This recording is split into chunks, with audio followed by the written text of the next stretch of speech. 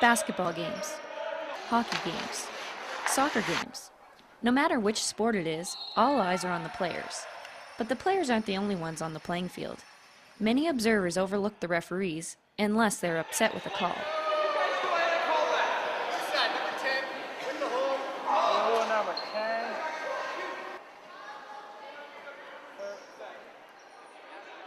Many people overlook officiating as a viable career choice, but for some, it can be. Ghislain Hebert is a New Brunswick native who made a career out of dropping pucks and calling penalties.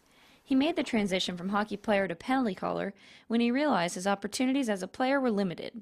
I knew I was not good enough as a player to be there, but at least I could be on the ice, in different cities while they were playing. So, I mean, now when I skate, in National League games, and I see, the Crosbys and the Ovechkins, I mean, I feel it's a privilege for me to be, still be in the game and be out. Hebert is not naive.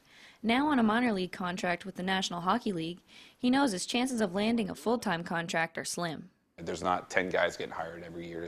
Sometimes there's one, sometimes there's none, sometimes there's two. For me, I had a backup. I had a degree in school, and I knew when I was going in the minors, it was kind of, you go there, if it works out, it works out, but if you go in the minors and stay there for a couple of years, and at the end of the line, you don't see a contract. A lot of other guys have to come back home and just go back to their regular jobs. A job like Hebert has is rare, but many people do referee for recreational purposes. However, referees are hard to retain. John Eatman is the Director of Referee Development for soccer in New Brunswick. He says that a universal problem in sports is less than 50% of first-year referees in Canada return for their second season. Basically, one of the top ones is the abuse that some of the referees have to take from players, parents, coaches, and depending on which sport it is, that can vary greatly. Just kids drop out. Yeah. If they can go work, they say, I can go work at, Dairy Queen. Why would I want to bother taking all that abuse? Right. Eatman says this abuse definitely discourages young officials. In New Brunswick, referee associations begin recruiting youth as young as 12 years old. We try to retain them by assessing, and then at times, for some of the younger referees, we go out, watch them, give them a couple tips. It'd be one or two tips.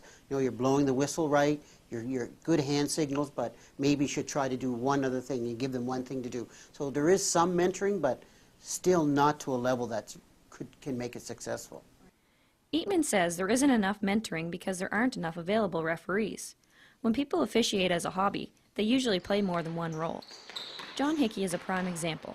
Along with balancing a full-time class schedule at St. Thomas, he referees basketball and coaches a high school team. Well, I just understand both roles. So I think it makes me better at both roles. As an official, I speak to coaches a little bit differently because I do coach. So maybe I understand a little bit more as to where they're coming from. As a coach, I've refereed lots. So I understand what a referee looks for, what they see, and I understand that, well, they're not going to see everything because as an official I don't. So I think doing both just gives me a little bit better perspective. And I mean, I know the rules. Hickey says he loves officiating, but if you don't enjoy it, it's not worth doing, and he can understand why many people reject it. A lot of the time you grow up hating officials, or even just watching people yell at them, and you just don't want to be that person because nobody really likes getting yelled at. So I think it's, other than that, it would just be misinterpreted. People don't understand it, so people tend to stay away from things that they don't understand.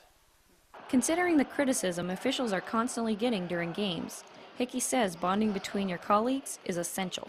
I mean, we just talk as officials all the time and say, not to worry about that one, or maybe somebody saw it differently. Here's what I saw. So, but we talk about that stuff all the time, about dealing with personalities, dealing with players, dealing with coaches. That's what the profession is. It's one big support group, right? Because nobody else has got our back. Whether it be in the gym, on the ice, At a recreational level or a professional level, Hebert says the support group theory works. He and his referee team go through a specific system before games to help each other prepare. We go through a briefing before the game. We'll check, we'll see who's in the lineups, who are the tough guys, who are the coaches, and we'll talk about like how they do line change. It's the bond between us is some, I think, is very special for our group.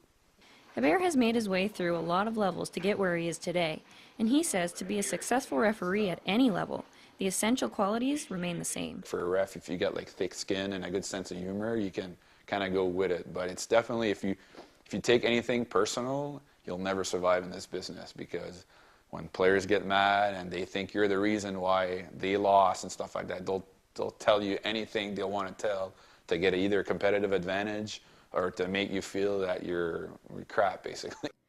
From his experience, Eatman also believes these qualities are important, but he says institutional factors also play into the success of referees. It's an international problem, keeping referees. And there have been committees struck on recruitment and retention of referees on a national, and ideas have been put out, but we're still coming back until the community accepts responsibility for parents on the fields and players, and coaches take responsibility, that it's highly likely that things won't change as quickly as it could. Eatman's been involved with refereeing for over 30 years, and during his time, more people have quit than stuck with it. Numbers for female officials are especially low. As sport continues to grow in this province, the need for sport regulators also grows. Now, Ghislain Hebert has an inspiring story of success, but he's among a great minority. With slim chances of fame and minimal rewards, what will attract people to referee as a hobby in this province? For Stu Journalism, I'm Melissa Russwurm.